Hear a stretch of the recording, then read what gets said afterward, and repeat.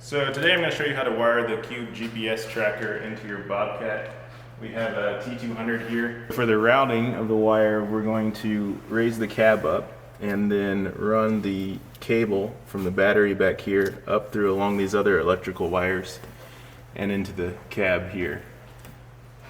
So to do that, I taped the cable onto an extension. You can use whatever you want.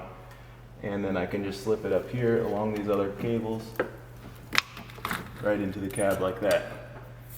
Alright, so we want to run this tail end back to the battery.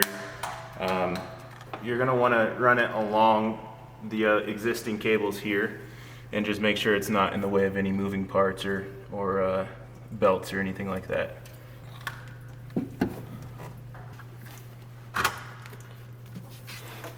So now all we have to do is wire the positive and negative accordingly on the battery. You can easily just pull apart these cables like this as much as you need. Then I'm going to strip the end and put a connector on.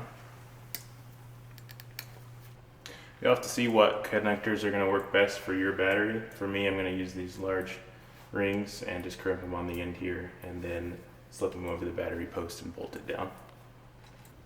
So now that we've installed our cable, we're going to go into the cab, take our Cube GPS, plug it in. We hear it beep so we know we've got power, and then you can finish installing it wherever works best for your situation. I'm going to put mine in the headliner.